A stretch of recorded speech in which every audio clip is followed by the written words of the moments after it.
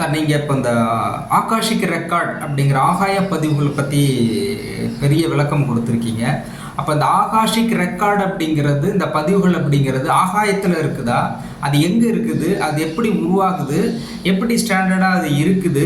அதை எப்படி பார்க்க முடியும்? அது நம்ம கூட எப்படி ட்ராவல் ஆகுது? இதை பற்றியான தொடர்ச்சியான அந்த கேள்விகளுக்கான பதில், அது முழுமையான விளக்கத்தோடு சொல்லுங்கள் டாக்டர். ஆகாஷிக் ரெக்கார்ட் அப்படின்றது ஆகாயத்தில் தான் இருக்குதுன்னு நிறைய பேர் நினச்சிட்டு இருக்காங்க.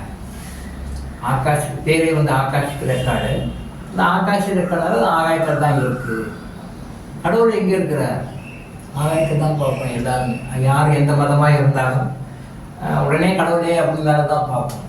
கடவுள் மேலே தான் இருக்கார், நாம் கீழே இருக்கோம் அப்படின்னு நினச்சிட்டு இருக்கோம். தவறு இல்லை, ஒரு பெரிய தவறு கிடையாது. பட் கடவுள் அப்படின்றவர் நீங்கள் பார்க்குற ஆகாயத்தில் மட்டும் இல்லாமல் எல்லா பொருட்களையும் இருக்கிறோம். அங்கிங்கனாதபடி எங்கும் நீக்கமர நிறைந்திருக்கும் கடவுள்.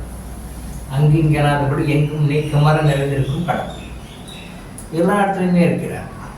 துணிலும் இருக்கிறார், தூங்கிலும் இருக்கிறார். அவர் இல்லாத இடமே கிடையாது, எல்லா இடத்துலையுமே இருக்கிறார்.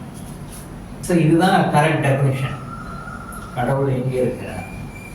அப்போ அதே மாதிரி ஆகாஷிக் ரெக்கார்டு அப்படின்னு சொல்லும்போது நம்மளுடைய எண்ணங்கள், சொல்கள், செயல்கள் எல்லாமே அந்த ரெக்கார்டாக சொல்லியிருக்கோம். அந்த ஆகாஷ் ரெக்கார்டு சொல்லியிருக்கோம்.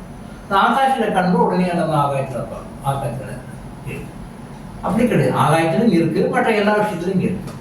எப்படி இருக்குன்னா, நம்முடைய உடம்பு பஞ்சபூதங்களால் ஆனதுன்றது உங்களுக்கு தெரியும். பஞ்சபூதங்கள் என்ன? நீர், நிலம், நெருப்பு, காற்று, ஆகாயம். நீர், நிலம், நெருப்பு, காற்று, ஆகாயம். இந்த பஞ்சபூதங்களால் உருவானது இந்த உடல். இந்த உடலை சுற்றி நமக்கு 6 ஆண் இருக்கு, ஒளியுடல்கள்னு நம்ம சொல்லுவாங்க. நம்மளை சுற்றி ஒரு 6 வகையான உடல்கள் இருக்கு. இந்த பிசிக்கல் பாடி உங்க எல்லாரும் கண்ணுக்கு தெரியும். இது இல்லாமல் 6 உடம்புகள் இருக்கு. ஸோ மொத்தம் 7 உடம்பு சேர்ந்தவன் தான் மனிதன். கண்ணுக்கு தெரியுது இது ஒரு உடம்பு, கண்ணுக்கு தெரியாது 6 உடம்பு. இந்த ஆகாய பூதம் நம்ம சொல்றோம் இல்லையா, இந்த ஆகாய பூதம் நம்ம உடம்புல எல்லா இடத்துலையுமே இருக்கு. எங்க இருக்கு ஆகாய பூதம்? உடம்புல எல்லா உறுப்புகளும் இருக்கு. அந்த உறுப்புகளுக்கு இடையே கேப் இருக்கு இல்லையா, ஒரு கேப் இருக்கு. இப்போ 5 பஞ்சபூதங்கள், இப்போ நம்ம பாடியில் இருக்குன்னா பஞ்சபூதங்கள். நீர் எது, நிலம் எது, நெருப்பு எது, காற்று எது, ஆகாயம் எது.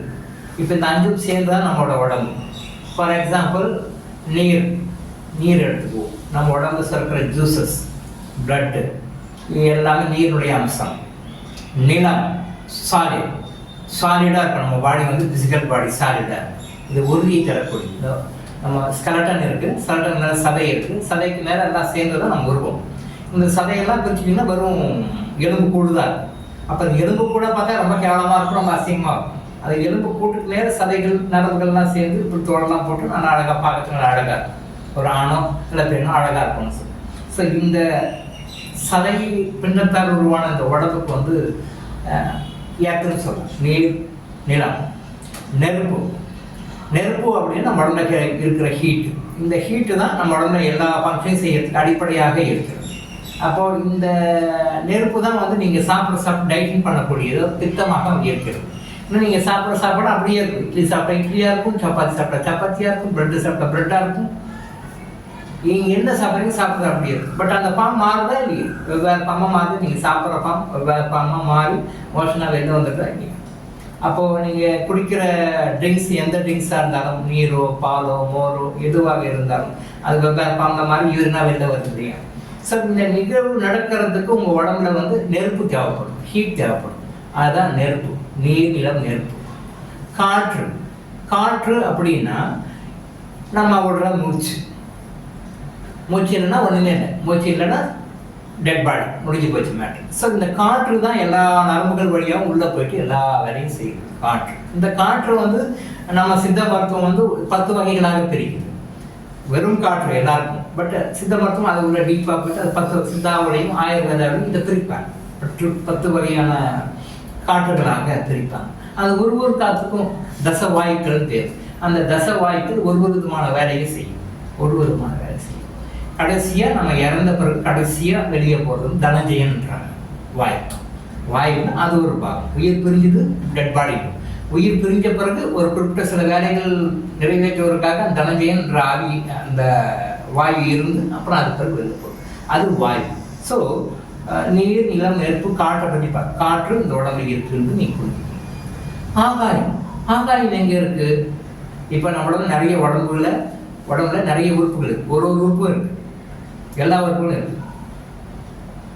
பெருங்குடல், சிறுகுடல், இரைப்பை, கணையம், கல்லீரல், மண்ணீரல், இப்படி எல்லா நுரையீரல் இருக்கு. இந்த உறுப்புகளுக்கு மத்தியில் கொஞ்சம் கேப் இருக்கும் பாருங்க. கொஞ்சம் இதை வந்து ஆகாயம்னு சொல்லலாம். எல்லாமே அப்படி டைட் ஃபிட்டாக அப்படியே கொஞ்சம் கூட மூவ்மெண்ட் ஆகாத மாதிரி இருக்காது. கொஞ்சம் கேப் இருக்கும். அப்போ நீங்கள் குதிக்கிறீங்க, உடம்புல இருக்கிற உள்ள உறுப்புகள்லாம் அப்படி உள்ள ஜம்ப் ஆகும் இல்லையா? நீங்கள் ஆடுறீங்க, இப்போ மூவ்மெண்ட்லாம் பண்ணுறீங்க, பண்ணும்பொழுது அந்த உறுப்புகள்லாம் ஜம்ப் ஆகும் இல்லையா? அப்போ உள்ள அந்த கேப் இருக்கு இல்லையா? அந்த கேப் தான் ஆகாயம்.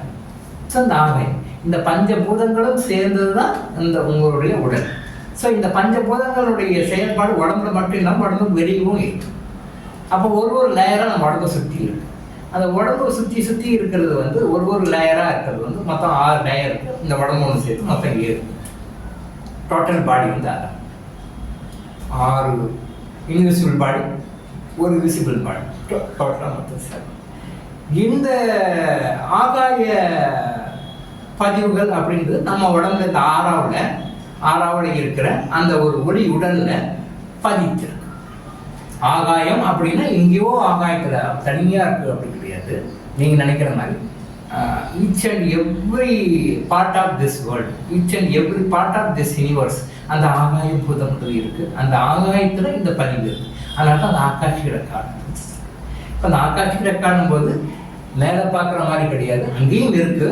பட் இங்கே நம்ம உடம்புல சுற்றி இருக்கிற அந்த ஆறாவில் இருக்கு இல்லையா? அந்த ஆறாவில் ஒரு உடம்பு இருக்கு இல்லையா? அந்த உடம்புல காரண உடல் இருக்கு இல்லையா? அந்த காரண உடல், அந்த மன உடல் அப்படி இருக்கு, உணர்ச்சி உடல், உணர்வு உடல், இந்த மாதிரி உடல்கள் நிறைய இருக்கு. இந்த உடம்புல இந்த ஆகாஷ ரெக்கார்டு இருக்கு. ஆகாஷ ரெக்கார்டு தனியாக எங்கேயும் ஒன்று கிடையாது. ஆகாஷ் தனியாக அங்கதான் இருக்கு. எல்லாம் ஆகாயத்துலையும் இருக்கு, இங்கேயும் இருக்கு, நம்ம உடம்புல இருக்கு, எல்லாத்துலையும் இருக்கு. அது ஒரு வெவ்வேறு பாம்புல இருக்கு. அதான் ஆகாஷிக் ரெக்கார்டு. அந்த ஆகாஷிக் ரெக்கார்டுல என்ன இருக்கு அப்படின்னு சொல்லி நம்மளுடைய டிஎன்ஏஆர்ஏனுடைய கவுண்டர் பார்ட்ஸ். அது நம்ம டிஎன்ஏஆர்ஏ எடுத்துலையும் நம்ம டிஎன்ஏஆர்ஏ பார்க்குறோம். சயின்ஸ் சொல்லுது இந்த டிஎன்ஏஆர்ஏல உங்கள் கேரக்டர்ஸ் எல்லாம் இருக்கு, உங்கள் பாஸ்ட் லைஃப்ஸ் எல்லாம் இருக்கு, நீங்கள் என்ன பண்ணீங்க டிஎன்ஏ. இந்த டிஎன்ஏஆர்ஏனுடைய கவுண்டர் பார்ட்ஸ், இதனுடைய விஷயங்கள் வந்து இன்விசிபிளா அதில் வந்து ஆகாஷிக் ரெக்கார்டில் இருக்கு. இந்த ஆகாஷிக் ரெக்கார்டு நம்ம உடம்பை சுற்றி இருக்கு. ஸோ நம்ம எப்போ வேணாலும் எந்த டைம் வேணாலும் மெடிடேஷன் டெக்னிக்கில் உள்ள போனோம்னா அதுக்கு ரெக்கார்டு நம்மளால இருக்கணும். அப்போ நம்ம சந்தோஷமாக இருப்பதற்கான காரணம் தெரிஞ்சுக்கலாம், நம்ம கஷ்டப்படுவதற்கான காரணம் தெரிஞ்சுக்கலாம், நம்ம கடைசி போக்குவரத்து என்ன செய்யணுன்றதையும் நம்ம தெரிஞ்சுக்கலாம். அப்போ என்ன தவறு செய்ததுனால, என்ன ஒரு தப்பு பண்ணதுனால நமக்கு இந்த லைஃப்பில் இந்த மாதிரியான கஷ்டம் வந்திருக்கு அப்படின்ற ரூட் காசாக தெரிஞ்சுக்கலாம். அப்போ அந்த ரூட் காசை சரி பண்ணுறதுக்கு நம்ம என்ன பண்ணணும் அப்படின்றதையும் அதில் தெரிஞ்சுக்கலாம். எல்லாமே அதில் ரெக்கார்ட் இருக்கு. அதில் இருக்கிற ஒரிஜினல் ரெக்கார்ட்ஸ், அது யாரும் வந்து மேனிபுலேட்லாம் பண்ண முடியாது. வேற என்ன மார்க்ஸ் அதுதான் பண்ண முடியாது. ஒன்ஸ் ரெக்கார்டு எப்படி வந்து ஒரு டிபார்ட்மெண்ட்டில் ஒரு போலீஸோ வேற ஏதாவது ஒரு டிபார்ட்மெண்ட்டில் ஒரு கம்ப்ளைண்ட் பண்ணுறாங்க, ஒரு கோர்ட்டில் கேஸ் ஃபைல் பண்ணாங்க, அதுக்கு உண்டான எவிடன்ஸ் ரெக்கார்டு இருக்கணும். ஒரு போலீஸ் பண்ணாலும் சரி, இல்லை வேறு கவர்மெண்ட் பண்ணாலும் சரி, ஒருத்தர் மேலே குற்றம் சாட்டுறாங்க அப்படின்னு சொல்லி சொன்னால் அவங்க ரெக்கார்டு வேணும், எவிடன்ஸ் வேணும். எவிடன்ஸ் இருக்கான்னு கேட்கலாம். எவிடன்ஸ் எல்லாம் ஒன்றும் பண்ண முடியாது, எவிடன்ஸ் வேணும். அதே மாதிரி கடவுள் இந்த பிரபஞ்சத்தை நடத்துவதற்கு, நம்ம மக்களை மேய்க்கிறதுக்கு, நம்ம மக்களை மேனேஜ் பண்ணுறதுக்கு வச்சிருக்கிற ரெக்கார்டு தான் ஆகாஷிக் ரெக்கார்டு. அந்த ஆகாஷிக் ரெக்கார்டில் நம்மளை பற்றி எல்லா டீட்டெயில்ஸுமே இருக்குது. இப்போ ஒரு மனிதன் கஷ்டப்படுறான் அப்படின்னா அவன் கஷ்டப்படுறதுக்கான காரணங்கள் எல்லாமே பேசிக் ரெக்கார்டு அங்கே இருக்குது, ஆகாஷ் ரெக்கார்டு. ஒரு மனுஷன் சந்தோஷமாக இருக்கான்னா சந்தோஷப்படுறதுக்குண்டான காரணம் பேசிக் ரெக்கார்டு எல்லாமே இருக்குது. கடவுள் எப்படி வந்து ஒரு போலீஸ் டிபார்ட்மெண்ட் வந்து ஒரு குற்றவாளின்னு நிறுத்தணும்னா அதை ப்ரூவ் பண்ணுறதுக்கு இவங்ககிட்ட எவிடன்ஸ் வேணுமோ, ஒரு அரசாங்கம் ஒருத்தரை தண்டிக்குதுன்னா தண்டிக்கிறதுக்கு உண்டான காரணங்களை வந்து கவர்மெண்ட் கையில் வச்சிருக்கணும், ப்ரூஃப் வச்சிருக்கணுமோ, அதே மாதிரி மனிதனை ஏன் கஷ்டப்படுறான்றதுக்கும் துணப்படுறான்றதுக்கு உண்டான காரணங்களை இறைவன் வந்து ஆகாஷிக் ரெக்கார்டாக வச்சுட்டு இருக்கான், ஆசை ரெக்கார்டு வச்சிருக்கான். அப்போ ஒரு மனிதன் துன்பப்படுவதற்கும், ஒரு மனிதன் சந்தோஷமாக இருப்பதற்கும், ஒரு மனிதன் ரெண்டும் கலந்த நிலையில் இருப்பதற்கும் காரணம் அவன் உண்டாக்கிய கர்மாக்களே. அந்த கர்மாக்களை ஆகாஷிக் ரெக்கார்டாக இறைவன் வச்சிருக்கான், ஆகாஷிக் ரெக்கார்டாக வச்சிருக்கான். அந்த ரெக்கார்டு தான் நமக்கு எல்லாமே எவிடன்ஸ்னு வச்சுக்கலாம். நம்ம தப்பு பண்ணலே நம்ம சொல்ல முடியாது. அங்கே ரெக்கார்டு எவிடன்ஸ் இருக்கு. நம்ம சரியாக தான் பண்ணேன்னு நம்ம போய் சொல்ல முடியாது. அங்கே எல்லாமே ரெக்கார்ட்ஸ் இருக்கு. நம்ம ஏதோ இப்படி இல்லை அப்படி இல்லைன்னு சொல்லி ஜாலிஜாக்கெல்லாம் பண்ணி உருட்டி பற்றிலாம் பேச முடியாது. ஏன்னா எல்லாமே ரெக்கார்டு அங்கே இருக்கு. என்ன நினைச்சோமோ, என்ன பேசணுமோ, என்ன செஞ்சோமோ எல்லாமே ரெக்கார்ட் இருக்கு. வீடியோவாகவும் இருக்கு, ஆடியோவாகவும் இருக்கு, வீடியோவும் இருக்கு. எல்லா ஃபார்ம்லேயும் ரெக்கார்ட் இருக்கு. உங்களுக்கு எந்த ஃபார்ம் வேணாலும் ரெக்கார்டு எடுக்க முடியும். ஆடியோவாகவும் எடுக்க முடியும், வீடியோவாகவும் எடுக்க முடியும். எந்த ஃபார்ம் வேணாலும் டெக்ஸ்டாகவும் எடுக்க முடியும். ஆடியோவும் எடுக்க முடியும், வீடியோவும் எடுக்க முடியும், டெக்ஸ்டாகவும் எடுக்க முடியும். எந்த ஃபார்ம் வேணாலும் எடுக்க முடியும். ஆகாஷ் ரெக்கார்டு எல்லா டைமென்ஷன்லையும் அந்த ரெக்கார்டு நம்மளுடைய பற்றி record each and every living பீயினுடைய ரெக்கார்டு அங்கே இருக்கு. அதை பக்கா ரெக்கார்டு. அதை யாரும் ஒன்றுமே செய்ய முடியும். எந்த கரெக்ஷன் எதுவும் பண்ண முடியும். ஒன்ஸ் ரெக்கார்டு இருக்கா. கடவுளே நினைச்சா கூட அதை மாற்ற முடியாது. அந்த மாதிரியான கட்டமைக்கப்பட்ட ஒரு விஷயம். ஸோ இதுதான் ஆகாஷ் ரெக்கார்டு. இந்த ஆகாஷ் ரெக்கார்டு விஷயத்தை கரெக்டாக தெளிவாக புரிஞ்சுக்கிட்டோம்னா யாரும் தப்பு செய்ய மாட்டாங்க. ஏன்னா எல்லாமே ரெக்கார்ட் ஆகுது. நம்ம விஜிலண்ட்டாக இருக்கணும். நம்மளை ஒரு சூப்பரிண்டென்டென்ட் நம்மளை பார்த்துக்கிட்டே இருக்கு. 24 hours விஜிலண்ட்டாக இருந்து கரெக்டாக நம்ம எல்லாம் ரெக்கார்ட் பண்ணுதுன்ற விஷயம் தெரியாதனாலும் தப்பு பண்ணுறோம். இது தெரிஞ்சு யாரும் தப்பு பண்ண மாட்டேன். ஸோ இந்த ஆகாஷ் ரெக்கார்டு பற்றிய knowledge each and everybody should know. உலகத்தில் இருக்கிற அத்தனை மக்களும் இந்த ஆகாஷ் ரெக்கார்டு தெரிஞ்சுக்கணும். அதை பற்றி தெரிஞ்சாங்கன்னா தப்பு செய்ய மாட்டாங்க. தப்பு செய்யலைன்னா அவங்களுக்கு பேட் கர்மா சேராது. பேட் கர்மா சேரலைன்னா அவங்க எப்பவும் ஹாப்பியாகவே இருப்பாங்க. குட் கர்மா மட்டும் இருக்க ஹாப்பியாகவே இருப்பாங்க. ஸோ ஹாப்பியாக இருக்கிறதுக்கு ஆகாஷிக் ரெக்கார்டை பற்றியான நாளுக்கு நமக்கு இருக்கணும். இதை நீங்கள் தெரிஞ்சுக்கணும். டாக்டர் இளங்கோ ஆயுஷ் ஹாஸ்பிட்டல் வழங்கும் விழிப்புணர்வு இது. தொடர்ந்து இது மாதிரி பல அவேர்னஸ் வீடியோக்களை பார்க்க நம்ம சேனலை சப்ஸ்கிரைப் பண்ணிட்டு பெல் பட்டனை ப்ரெஸ் பண்ணுங்க.